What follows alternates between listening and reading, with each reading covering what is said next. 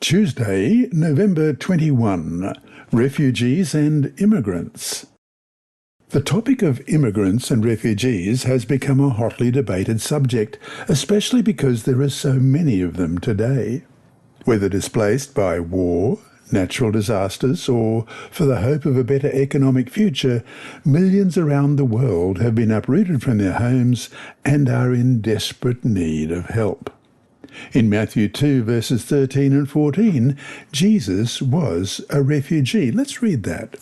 Matthew 2, beginning at verse 13. Now, when they had departed, behold, an angel of the Lord appeared to Joseph in a dream, saying, Arise, take the young child and his mother, flee to Egypt, and stay there until I bring you word, for Herod will seek the young child to destroy him. When he arose, he took the young child and his mother by night and departed for Egypt.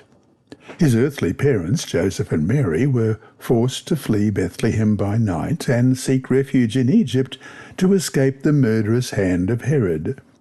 The Bible says nothing about their experience in Egypt, but it's not hard to imagine that it had its challenges. Perhaps some of the same challenges that refugees face today as well.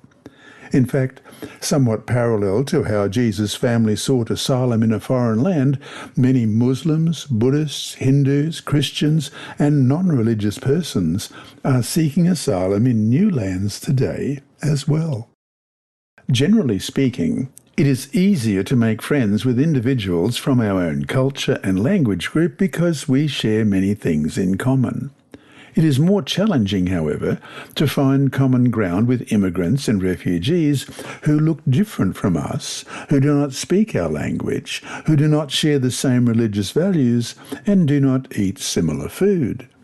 The gospel calls us to get out of our ethnic, national, and cultural comfort zones and to reach out to those in need, regardless of how different from us they might be.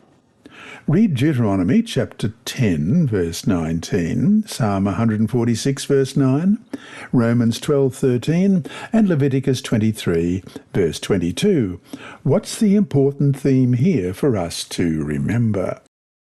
Deuteronomy chapter 10 and verse 19, Therefore love the stranger, for you were strangers in the land of Egypt.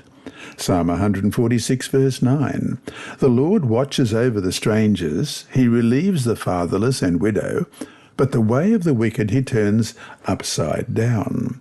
Romans 12, verse 13, Distributing to the needs of the saints, given to hospitality.